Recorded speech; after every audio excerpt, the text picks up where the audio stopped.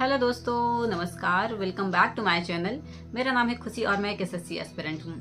इसके साथ साथ मैं स्टेट एग्जाम्स की भी तैयारी कर रही हूँ। तो दोस्तों, एक कोट के साथ स्टार्ट करते हैं। आंखों में अरमान लिया, मंजिल को अपना मान लिया, तो फिर मुश्किल क्या आसान क्या, जब ठान लिया तो ठान लिया। राइट। अब वक्त है माता पिता की फिक्र को फक्र में बदलने का। तो चलिए शुरू करते हैं अपना सेशन। तो हम कर रहे थे परीक्षा धाम बुक के टॉप 100 क्वेश्चंस, और आज हमारा टॉपिक रहेगा 11th नंबर। एंड इसके पहले मैं वीडियोज अपलोड कर चुकी हूँ। डिस्क्रिप्शन में मैं वीडियोज का लिंक भी दे दूँगी। चलिए आगे बढ़ते हैं। All the best. हेलो दोस्तों, नमस्कार। Welcome again to the channel. हम अभी कर रहे हैं चैप्टर नंबर 10, और चैप्टर नंबर 10 में 100 क्वेश्चन हो चुके हैं। टुडे इज द 101 से स्टार्ट करना है हमें। चलिए शुरू करते हैं। Question number 101। मुकुंदपुर गांव, जहां व्हाइट टाइगर चिड़ियाघर और सफारी स्थित है, मध्य प्रदेश में निम्न में से किस शहर के निकट स्थित है? बालाघाट, बैतूल, होशंगाबाद या फिर रीवा? आंसर हो जाएगा हमारा रीवा। ये क्वेश्चन था पटवारी 2023 का। Question Mukundpur white tiger safari, इसकी स्थापना 3 अप्रैल 2016 को मैहर जिले में की गई थी, किंतु इसका निकटतम शहर रीवा है। इसका नाम Maharaja Martand Singh white tiger safari रखा गया है। Question number 102। किस टाइगर रिजर्व को मध्य प्रदेश का पहला बायोस्फीयर रिजर्व घोषित किया गया था? ऑप्शन है पेंच, सतपुड़ा, पन्ना या फिर संजय। आंसर हो जाएगा हमारे पास बी, सतपुड़ा। ये क्वेश्चन था पटवारी 2023 का। Pachmarhi biosphere reserve, Pachmarhi biosphere reserve को 1999 प्रदेश का पहला बायोस्फीयर रिजर्व घोषित किया गया। इसे 2009 में यूनेस्को की सूची में शामिल किया गया है। अमरकंटक अचनाकमार बायोस्फीयर रिजर्व 2005 में बनाया गया, और पन्ना बायोस्फीयर रिजर्व 2011 में। Question number 103। बाघ अभयारण्य में, किस बाघ अभयारण्य में 5 क्षेत्र है जिनके नाम कोयलारी, दुबारी, किद्दा, बस्तुआ या फिर मचमहुआ हैं? ऑप्शन है संजय दुबरी, ऑप्शन बी कान्हा राष्ट्रीय उद्यान, ऑप्शन सी पन्ना या फिर ऑप्शन डी वन विहार। ये क्वेश्चन था पटवारी 2023 का। आंसर हो जाएगा हमारा ए, संजय दुबरी राष्ट्रीय उद्यान। संजय दुबरी राष्ट्रीय उद्यान सीधी, इसे 1983 में राष्ट्रीय उद्यान एवं 2008 में प्रोजेक्ट टाइगर में शामिल किया गया है। छत्तीसगढ़ में इसका कुछ भाग गुरु घासीदास राष्ट्रीय उद्यान के नाम से भी जाना जाता है। Question number 104। निम्न में से कौन सा टाइगर रिजर्व दक्षिणी मध्य प्रदेश में स्थित है? संजय टाइगर रिजर्व, पन्ना टाइगर रिजर्व, पेंच टाइगर रिजर्व या फिर माधव राष्ट्रीय उद्यान। आंसर हो जाएगा हमारा आंसर हो जाएगा हमारा सी, पेंच टाइगर रिजर्व। ये मध्य प्रदेश और महाराष्ट्र बॉर्डर पे है। ऑप्शन है पटवारी 2023 का। आंसर हो जाएगा सी, पेंच टाइगर रिजर्व। पेंच टाइगर रिजर्व दक्षिणी मध्य प्रदेश में स्थित है। मध्य प्रदेश के सिवनी, छिंदवाड़ा और महाराष्ट्र के नागपुर जिले में फैला हुआ है। इसका अन्य नाम इंडिया प्रदर्शनी राष्ट्रीय उद्यान है। ये क्वेश्चन था पटवारी 2023 का। Question number 105।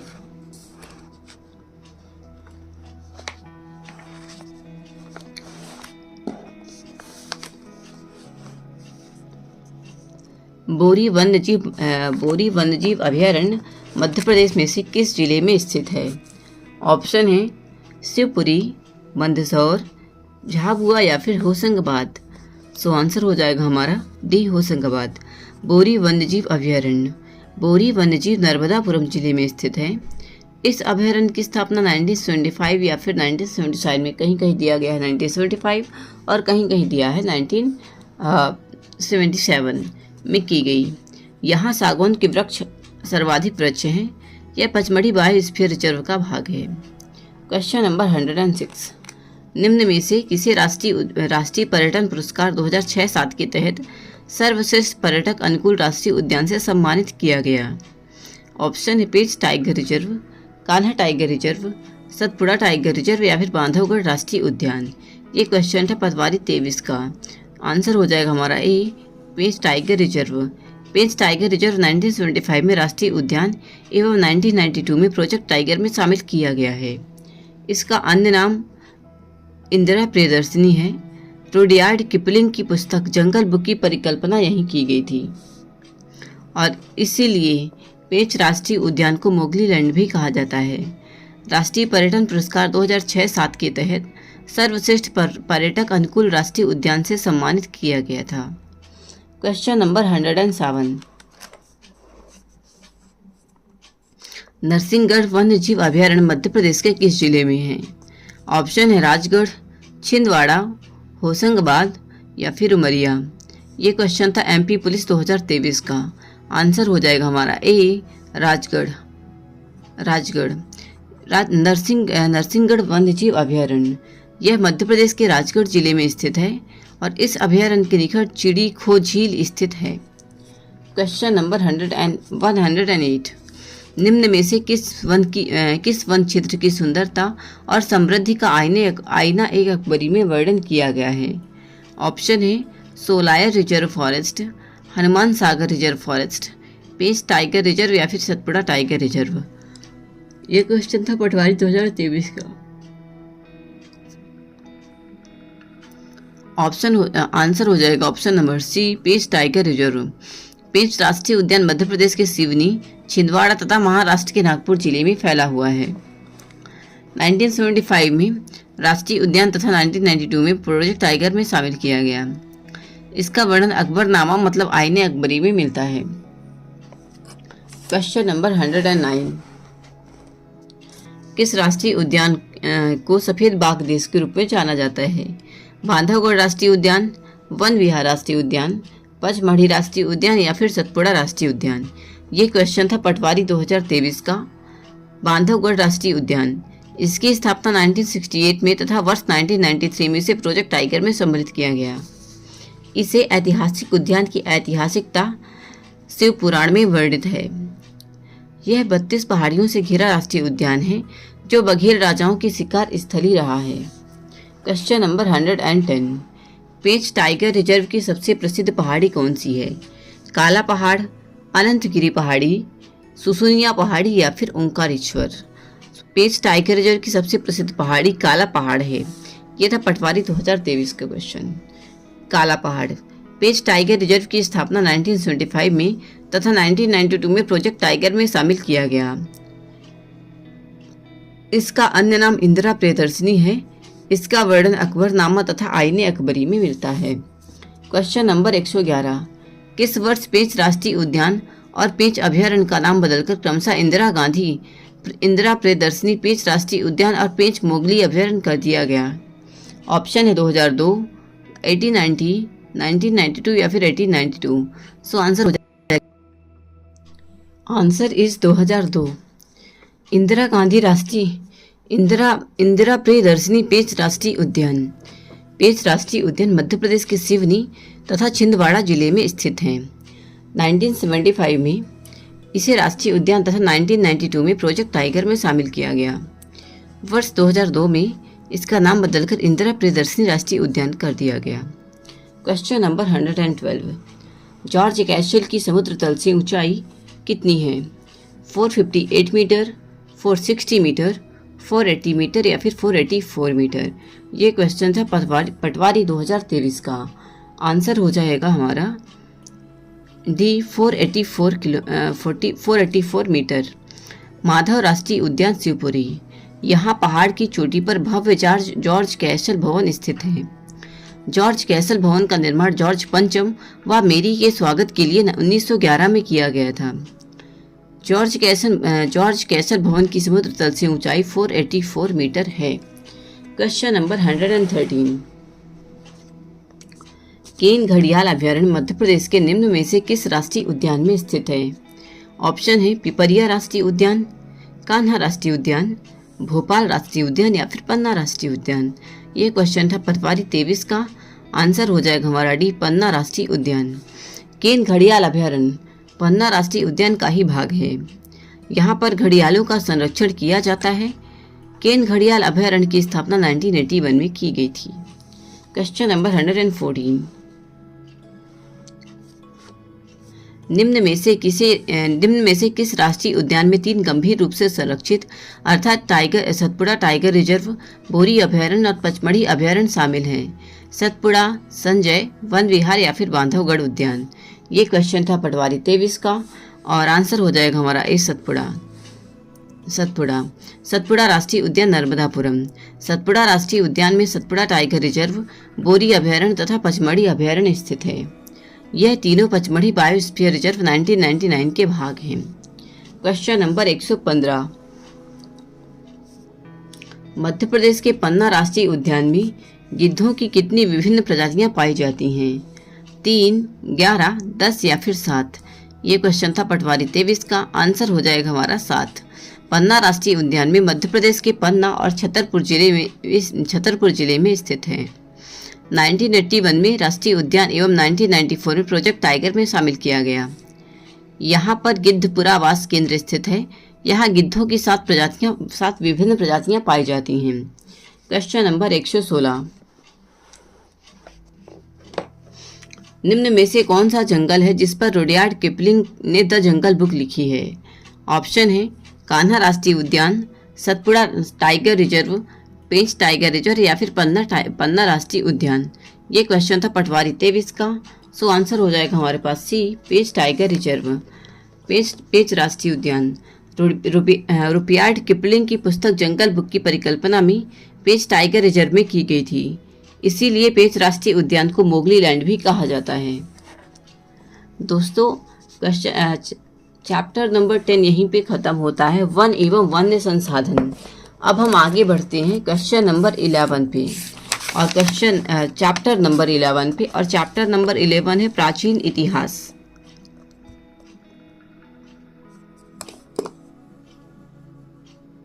कर चुकी हूँ। अब आगे बढ़ते हैं। क्वेश्चन नंबर 1, विश्व प्रसिद्ध पर्यटन स्थल सांची का प्राचीन नाम क्या था? काकड़ाम, वेत्रवती, वेशनगरी या फिर दसपुर? ये क्वेश्चन था MPPSC 2020 का। मध्य प्रदेश के आंसर हो जाएगा हमारा काकड़ाम। मध्य प्रदेश के अन्य स्थानों के प्राचीन नाम: काकड़ाम है सांची का, दसपुर है मंदसौर का, पांचालगढ़ पचमढ़ी, तुंडीकर दमोह और चित्रकूट का था ब्रह्मपुरी। Question number 2। दोस्तों ये क्वेश्चन है सुमेलित करने का, मतलब सही मिलान करने का। ये क्वेश्चन है, आप एक बार चेक कर लेना, पहले खुद से करना और उसके बाद आंसर से चेक कर लेना। थैंक यू सो मच, और मुझे ज़रूर बताना कमेंट में आपने किया है या फिर नहीं किया है। मैं इसे पढ़ देती हूँ। क्वेश्चन, मध्य प्रदेश के अन्य स्थानों के प्राचीन नाम: सादियाबाद, मांडू, मयूरवन। सादियाबाद को मांडू कहते हैं, मयूरवन को मुरैना, दिलीप नगर दतिया और भेलसा नगर विदिशा। क्वेश्चन नंबर 3, मांडू का पुराना नाम क्या है? अनूप, मयूरवन, सादियाबाद या फिर अनलपुर? आंसर हो जाएगा हमारा सादियाबाद। पटवारी 2017 का क्वेश्चन है ये। Question number 4। दोस्तों फिर से आ गया सुमेलित करने को ये क्वेश्चन है, और आप इसे एक बार देख लेना और मिला लेना। Thank you so much. आगे बढ़ते हैं। दोस्तों आप लोगों के लिए क्वेश्चन है, कारूस किस क्षेत्र का नाम है? कारूस किस क्षेत्र का प्राचीन नाम है? मुझे कमेंट में बताना। Thank you. क्वेश्चन नंबर 5, मुंडवारा किसका प्राचीन नाम है? जबलपुर, कटनी, रीवा या फिर मंडला? आंसर हो जाएगा हमारा बी, कटनी। मुंडवारा कटनी का प्राचीन नाम है। क्वेश्चन नंबर 6, भीमबेटका को किसने खोजा था? Option is doctor HD Sankalia, doctor Shyam Sundar Nigam, doctor Vishnudhar Wakadkar या फिर डॉक्टर राजबली पांडे। ये क्वेश्चन था MPPSC 2020 और सब ग्रुप 2018 का।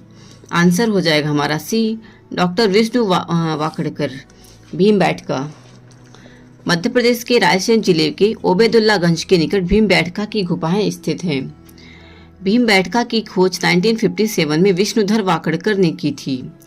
यह मध्य प्रदेश का सबसे बड़ा गुफा समूह है और भीमबेटका से पूरा पाषाण काल के साक्ष्य मिलते हैं। क्वेश्चन नंबर 7, भीमबेटका की खोज कब हुई थी? ऑप्शन इज 1947, 1952, 1957 या फिर 1967। Answer will be 1957।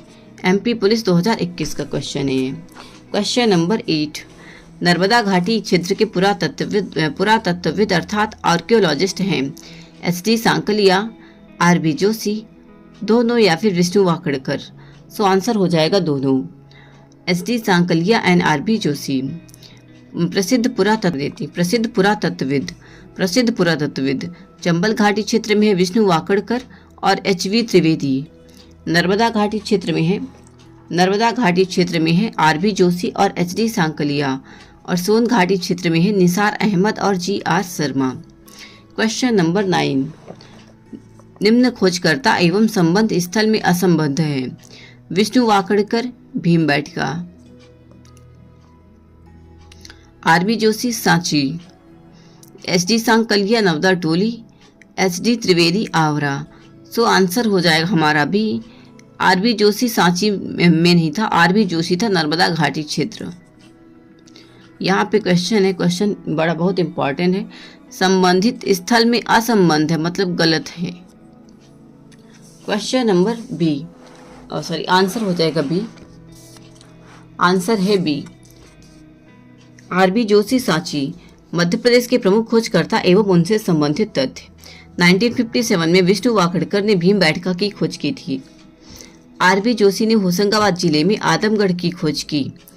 HD. Sankalia ने खरगोन में नवदा टोली की खोज की थी और एच.वी. त्रिवेदी ने मंदसौर में आगरा की खोज की।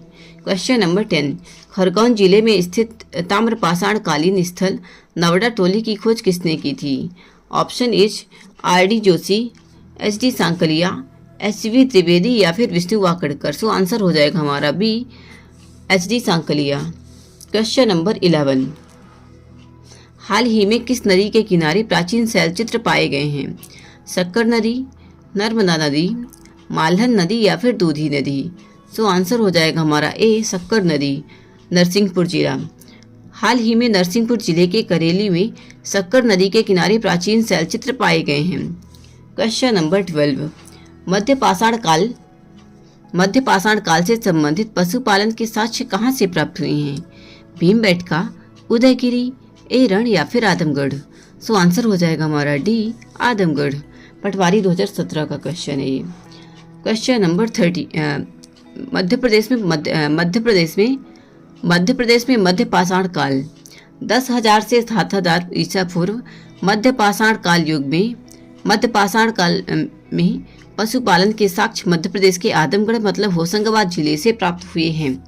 क्वेश्चन नंबर 13, चीनी यात्री वेनसोंग ने मध्य प्रदेश के किस नगर को ऊ से येन ना के नाम से अपनी पुस्तक में उल्लेख किया है? मंदसौर, ग्वालियर, उज्जैन या फिर चंदेरी। सो आंसर हो जाएगा हमारा सी, उज्जैन। चीनी यात्री वेनसोंग ने हर्ष के शासनकाल में भारतवर्ष की यात्रा की थी। इसे यात्रियों का राजकुमार भी कहा जाता है। इसने मध्य प्रदेश के उज्जैन शहर को अपनी पुस्तकों में ऊ से ये ना और खजुराहो को चिचिटो कहा है।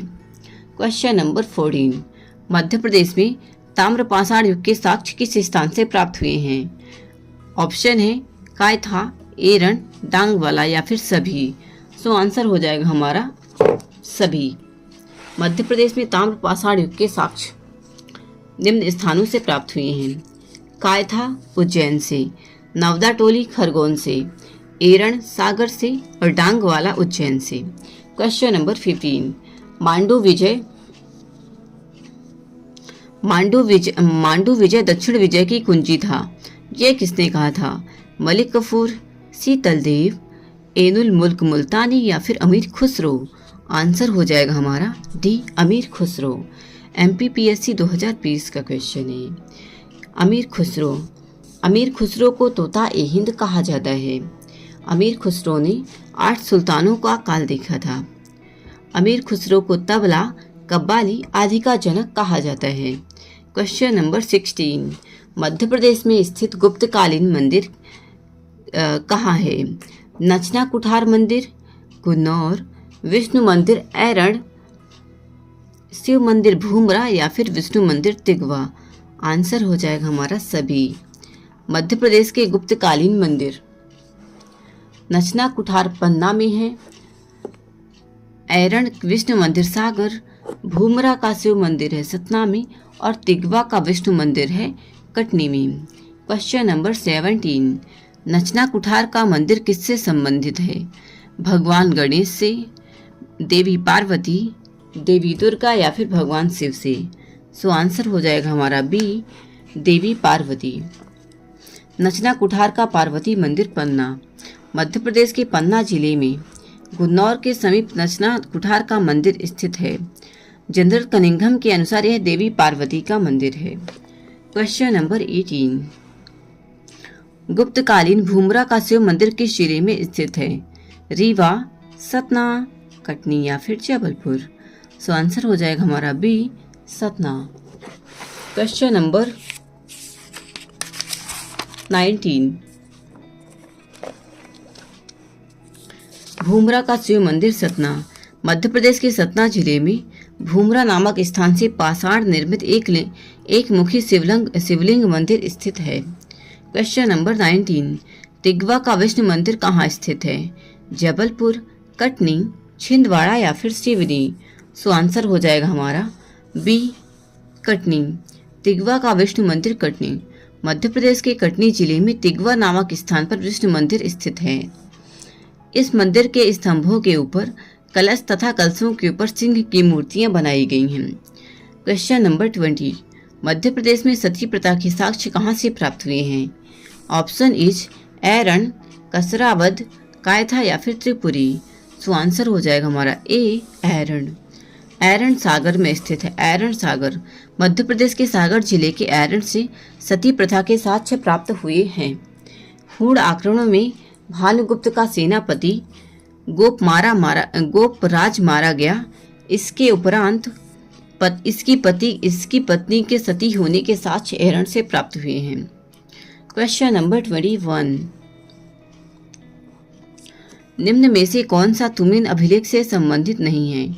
यह अशोकनगर जिले में स्थित है। इस अभिलेख में कुमार गुप्त के शासन की जानकारी प्राप्त होती है। यह अभिलेख रेशम बुनकर श्रेणी के अंतर्गत आता है। या फिर चौथा, इस अभिलेख में राजा को शरदकालीन सूर्य के समान बताया गया है।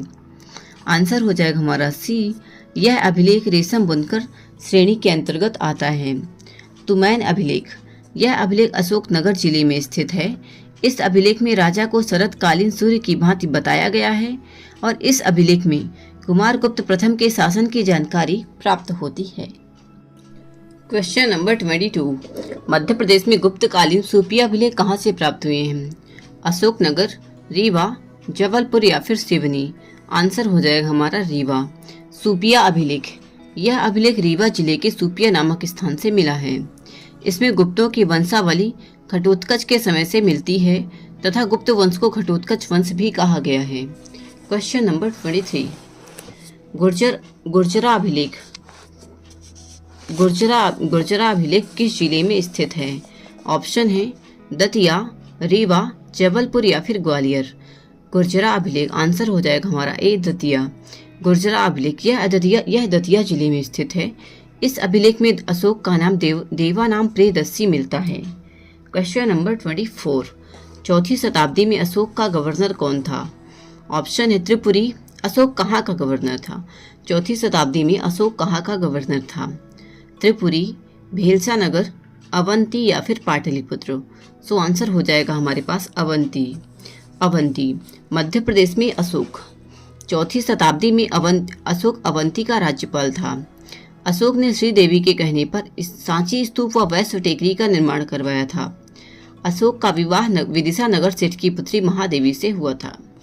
क्वेश्चन नंबर 25, सांची स्तूप को विश्व विरासत में कब शामिल किया गया? 2003 में, 1989, 1998 या फिर 1986? सो आंसर हो जाएगा हमारा बी, 1989। 1989 में विश्व विरासत में शामिल सांची स्तूप का निर्माण अशोक ने श्रीदेवी के कहने पर कराया था। 1818 में जनरल टेलर ने खोज की कि बौद्ध धर्म में स्तूप मृत्यु का प्रतीक है। सांची स्तूप में महामोगलायन व सारिपुत्र की अस्थियां रखी गई हैं। क्वेश्चन नंबर 26, सांची स्तूप की खोज किसने की थी?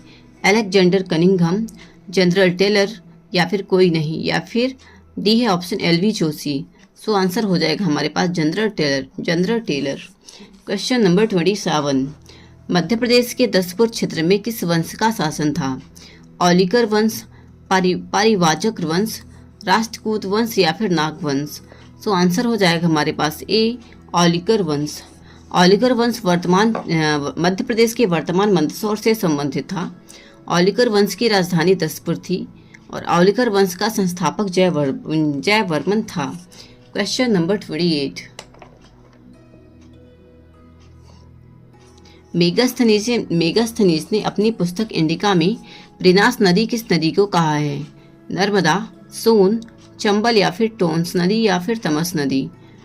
सो आंसर हो जाएगा हमारा डी, तमस नदी। मैगस्थनीज एक यूनान एनाटोलिया क्षेत्र का यात्री था। इसकी प्रसिद्ध पुस्तक इंडिका में मौर्य साम्राज्य की जानकारी मिलती है। इसने अपनी पुस्तक में मध्य प्रदेश की तमस नदी को प्रिनास नदी कहा है। क्वेश्चन नंबर 29, रेशम बुनकरों की श्रेणी की जानकारी किस अभिलेख से प्राप्त होती है?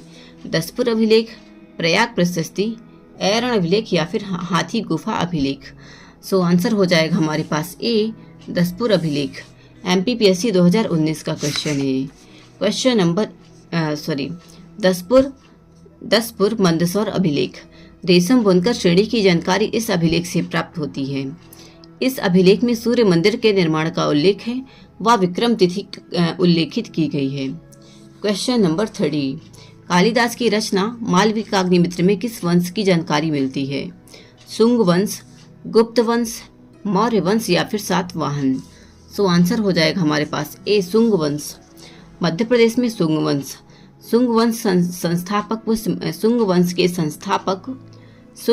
के संस्थापक पुष्यमित्र शुंग थे।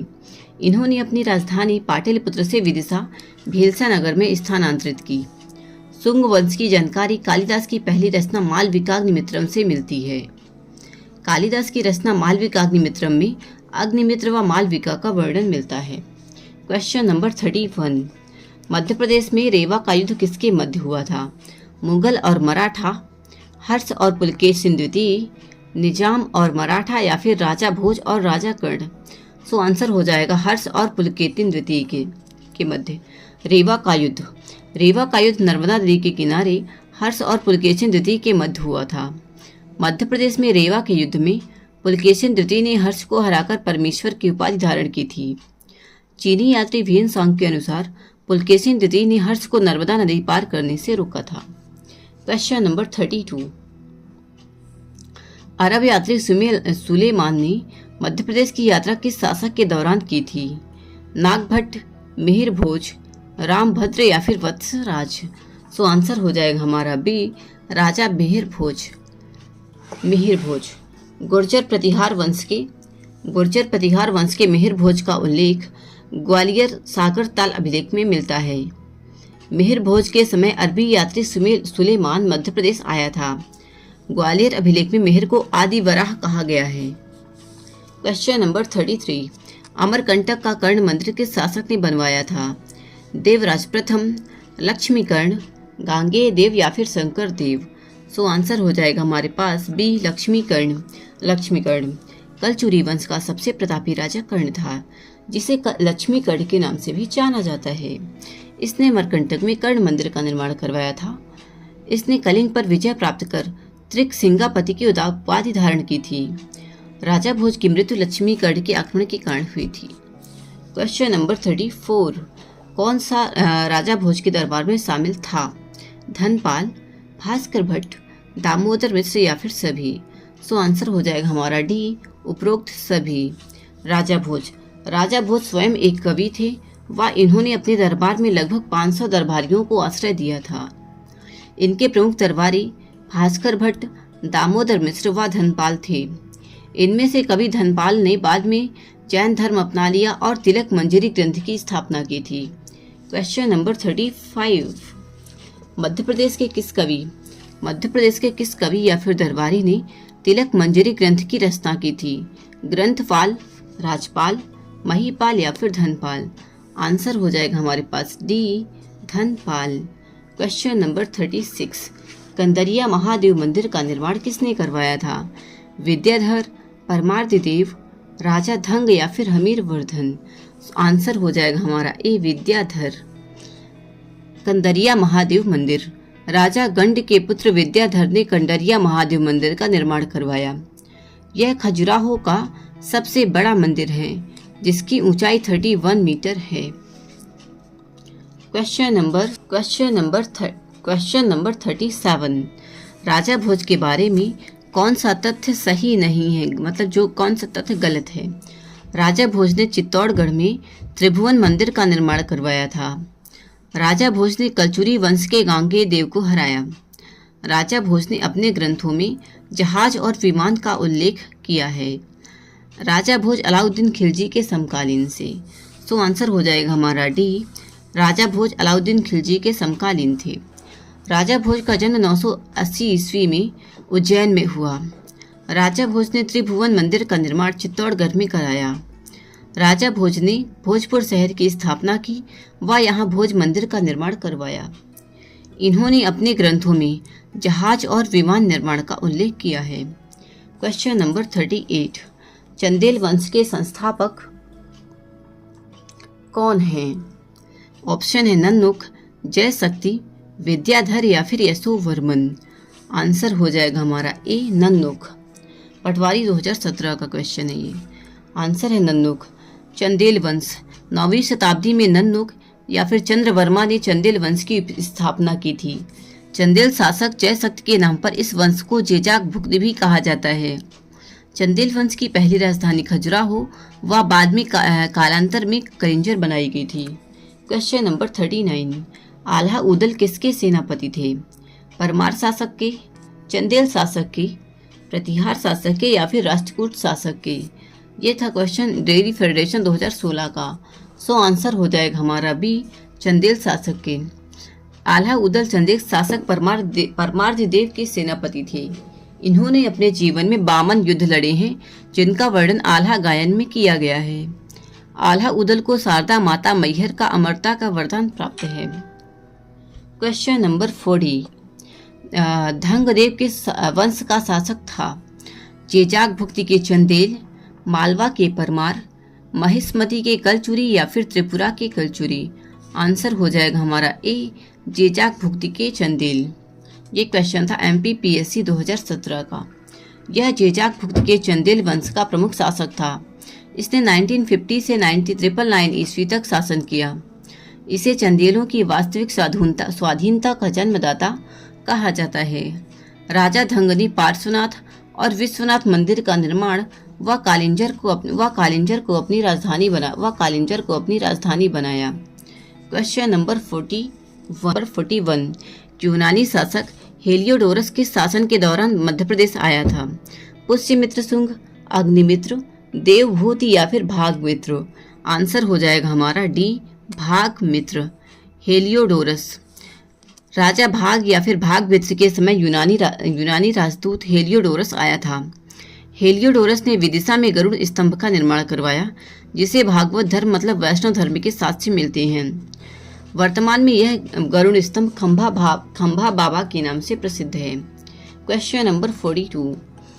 निम्न में से किस लेखक ने कलचुरी शासक गांगे देव एवं उसकी राजधानी त्रिपुरा का विवरण दिया है? अल बहरी, अल मसूदी, अल बरूनी या फिर इब्न बतूता? ये क्वेश्चन था MPPSC 2022 का। आंसर हो जाएगा हमारा सी, अल बरूनी। अल बरूनी ने कलचुरी शासक गांगे देव एवं उसकी राजधानी त्रिपुरा का वर्णन दिया था। Question number 43। चंड प्रद्योग किस प्राचीन गणराज्य के राजा थे? काशी, अंग, अवंती या फिर वज्जी? सो आंसर हो जाएगा हमारे पास सी, अवंती। ये क्वेश्चन था MPPSC 2019 का। चंड प्रद्योग अवंती मतलब वर्तमान उज्जैन का राजा था। यह बुद्ध के समकालीन था। चंड प्रद्योग के पुत्र पालक ने कौशाम्बी को अपने राज्य में मिला लिया था। Question number 44। मध्य प्रदेश के किस क्षेत्र पर मगध वंश के शासकों का आधिपत्य था? बुंदेलखंड, बघेलखंड, मालवा या फिर निमाड़? आंसर हो जाएगा हमारा बघेलखंड। मेघ अर्थात मगध वंश। पुराणों में से मेघ कहा गया है। पहले इस वंश का शासक पहले इस वंश का शासन बघेलखंड में था, फिर कौशाम्बी तक विस्तृत हुआ। मगध वंश के सिक्के तथा अभिलेख हमें बांधवगढ़ से प्राप्त हुए हैं। मगध वंश की प्रारंभिक राजधानी बांधवगढ़ थी। बघेलखंड का माघ वंश, भीमसेन, भद्रमख, शिवमख प्रमुख शासक थे। ये क्वेश्चन पूछा गया था MPSI 2012 में। क्वेश्चन नंबर 45, मध्य प्रदेश के किस जिले में बोधि वंश के शासन के प्रमाण प्राप्त हुए हैं? मंडला, जबलपुर, बालाघाट या फिर सीहोर? आंसर हो जाएगा हमारे पास जबलपुर। मध्य प्रदेश हाईकोर्ट 2016 का क्वेश्चन है ये। मध्य प्रदेश में बोधि वंश का साक्ष्य त्रिपुरी मतलब जबलपुर से प्राप्त हुए हैं। जबलपुर का बोधि वंश, त्रिपुरी के इस वंश के 4 राजाओं के सिक्के मिले हैं, श्री बोधि, वसु बोधि, चंद्र बोधि और शिव बोधि। क्वेश्चन नंबर 46, परवार वंश का सर्वाधिक प्रतापी राजा कौन सा? महकल देव, राजा भोज, मिहिर भोज या फिर कृष्णराज? डेयरी फेडरेशन 2018 का क्वेश्चन है। आंसर हो जाएगा राजा भोज। मध्य प्रदेश का परमार वंश, संस्थापक थे कृष्णराज अर्थात उपेंद्र, वास्तविक संस्थापक थे श्रीहर्ष, सर्वाधिक प्रतापिक शासक थे राजा भोज और प्रारंभिक राजधानी थी धार। क्वेश्चन नंबर 47, राजा भोज की भोजशाला किसका केंद्र थी? योगाभ्यास, चिकित्सा, धनुर्विद्या या फिर संस्कृत अध्ययन का? आंसर हो जाएगा हमारा डी, संस्कृत अध्ययन। ये क्वेश्चन था प्लाटून कमांडर 2014 का। Question number D, Bhojshala. Raja Bhoj द्वारा 1034 ईस्वी में मध्य प्रदेश के धार में राजा भोज द्वारा 1034 ईस्वी में मध्य प्रदेश के धार में भोजशाला का निर्माण किया गया था। भोजशाला संस्कृत अध्ययन और संगीत कला का प्रमुख केंद्र थी। क्वेश्चन नंबर 48, नवसाह सांक चरित के रचयिता कौन थे? राजा भोज, केशवदास, पाणिनि या फिर परिमल? सो आंसर हो जाएगा हमारा डी, परिमल। पद्मगुप्त परिमल, परमार वंशी राजा सिंधुराज के दरबारी कवि पद्मगुप्त परिमल ने नवसाह सांक चरित की रचना की। क्वेश्चन नंबर 49, महिष्मती नगर को किसने बसाया था? शत्रुवती, है राजा, अहिल्याबाई या फिर कीर्तिवीर अर्जुन? तो आंसर हो जाएगा हमारा बी, है राजा। महिष्मती नामक नगर की स्थापना नर्मदा नदी के किनारे है वंश के राजा महिष्मती ने की थी। ये क्वेश्चन था MPSI 2012 का। क्वेश्चन नंबर 50, सम्राट अशोक की पत्नी का जन्म कहाँ हुआ था? धार, सिंगरौली, छिंदवाड़ा या फिर विदिशा? आंसर हो जाएगा हमारा डी, विदिशा।